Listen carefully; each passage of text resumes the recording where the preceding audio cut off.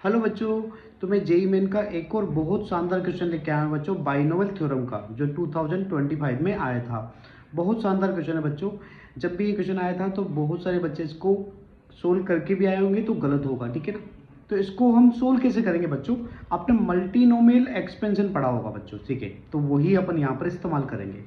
उसमें क्या होता है बच्चों, जैसे 3 टर्म्स दे रखी हैं, ठीक है, उनकी पावर्स क्या ले लेंगे अपन, R1 R2 R3, ठीक है, जिनका सम कितना होना चाहिए बच्चों, होल पावर के बराबर होना चाहिए, 6 के बराबर, ठीक है।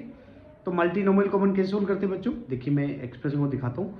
सबसे पहले आता है n फैक्टोरियल, n मतलब जो पावर है उसका फैक्टोरियल, अपॉन जो R1 R2 R3 लिया उसका फैक्टोरियल लिया जाएगा, ठीक है।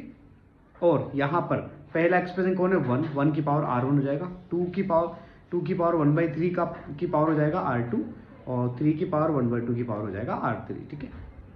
अब हमको यहाँ पर कहा गया है कि आपको उन सभी जो भी आपके कोफिशिएंट्स है, जो रेशनल वैल्यू दे रहे हैं, उनका सम निकालना है। तो अब आप मुझे बताइए यहाँ से, जैसे 1 की पावर तो R1 है, वो तो कुछ भी ले सकते हो क्योंकि वो ऑलरेडी रेशनल नंबर है।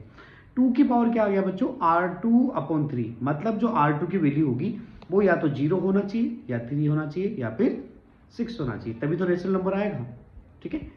तो अगला 3 की पावर दे रखा है R3/2, तो यहां से पता लगा कि R3 की वैल्यू हमको लेनी पड़ेगी बच्चों 2 का मल्टीपल, मतलब 0 ले सकते हो, 2 ले सकते हो, 4 ले सकते हो, और 6 ले सकते हो, ठीक है।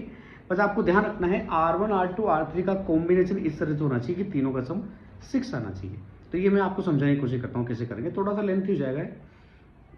जैसे यहाँ मैंने R1 R2 R3 की वैल्यू दे रखी है, तो सबसे पहले मैंने क्या कहा बच्चों, जैसे मैंने, देखो आप ढंग से इस कॉलम को देख पा रहे होंगे, तो R2 की कॉलम को देखिए, इसमें या तो 0 आ रहा है, या 3 आ रहा है, या 6 आ रहा है सिर्फ, ठीक है।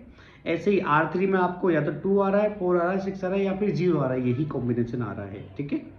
ओके, अब जैसे मैं इसको समझाता हूँ। जैसे पहले जो रो में अपन दिख रहा है 601, तो आप बताइए R2 की वैल्यू अगर 0 रखी, R3 की वैल्यू 0 रखी, तो मैंने कहा था R1 R2 R3 तीनों का सम कितना आना चाहिए, 6 आना चाहिए, तो इसीलिए मैंने R1 की वैल्यू 6 ली है।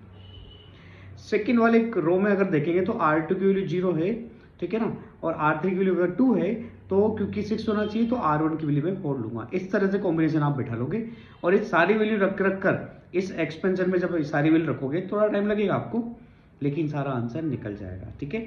और इसको जब निकाल कर सबका सम करोगे तो आंसर आ जाएगा बच्चों 612, ठीक है। तो बहुत शानदार क्वेश्चन है बच्चों, ऐसे क्वेश्चन को जरूर करके जाइए, बाइनोमियल में ऐसा क्वेश्चन जरूर पूछा जाएगा आपसे।